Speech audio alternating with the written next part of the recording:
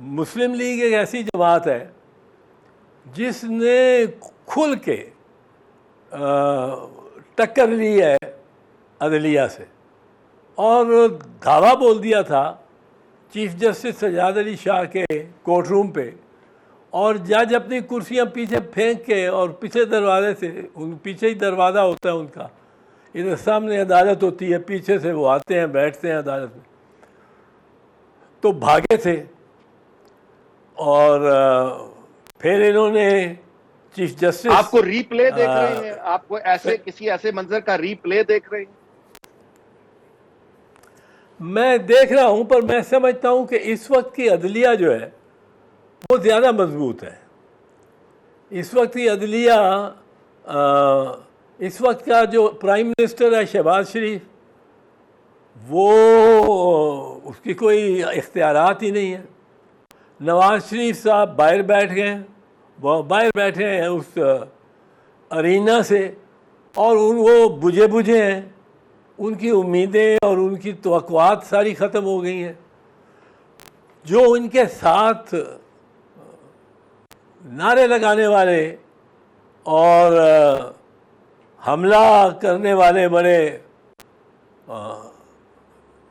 تیز ترار لوگ تھے، وہ خواجہ آصف جیسے، وہ اب ان کی وہ جوانی تھی، اب وہ نوجوانی نہیں رہی ہے۔ اب نوجوان جو آئے ہیں میدان میں، وہ عطا اللہ تارڑ جیسے اتنی فنیس نہیں رکھتے۔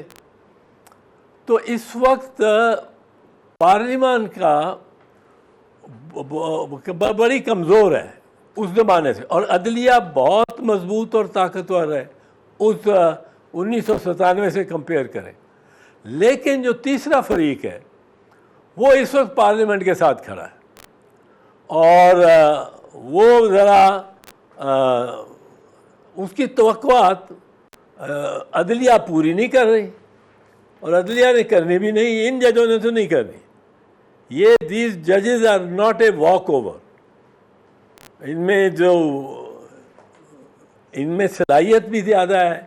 چوہدری صاحب، میں آپ سے گزارش کروں گا کہ آپ کی ساری زندگی جمہوری حقوق کی جدوجہد، یعنی جمہوریت کی بالادستی کی جدوجہد میں آپ کی زندگی گزری ہے، تو اب آپ جب دیکھتے ہیں کہ اسٹیبلشمنٹ جو ہے یا تیسرا فریق جو ہے وہ پارلیمنٹ کے ساتھ کھڑا ہے، تو does that make you happy, contented, اور you are still fighting for something else? نہیں، تیسرے فریق کو تو کسی کے ساتھ کھڑا ہی نہیں ہونا چاہیے، اس کا تو کردار ہی کوئی نہیں اس میں، پر کھڑا ہے۔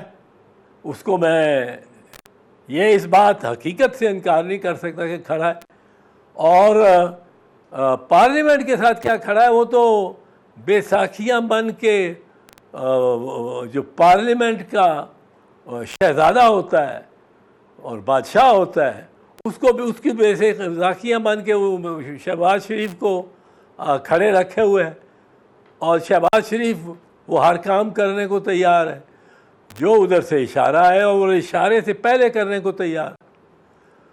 تو یہ کوئی ہمارے اداروں کے لیے، کسی بھی ادارے کے لیے یہ کوئی اچھی صورتحال نہیں ہے، اور اس سے سب اداروں کو اور ملک کو نقصان ہوگا۔ آپ نے فرمایا کہ مطلب ہے کہ وہ جو تیسرا فریق ہے اس کو انوالو بھی ہونا چاہیے، اور پارلیمنٹ کمزور ہے، حکومت کمزور ہے، عدلیہ طاقتور ہے، اور ٹکراؤ بہرحال دکھائی دے رہا ہے، تو پھر یہ نہیں، اس کا انجام کیا ہوگا؟ اس کا انجام ویسے تو میں سمجھتا ہوں، میں یہ سمجھتا ہوں کہ یہ بڑی جلدی سامنے آ جائے گا، میری رائے دانست میں۔ اس کی وجہ یہ ہے کہ جتنی یہ ہے پارلیمنٹ میں اکثریت جو لوگ ہیں، اور خاص کر نون لیگ کے جو پنجاب سے M N A MPs ہیں، ان کے تو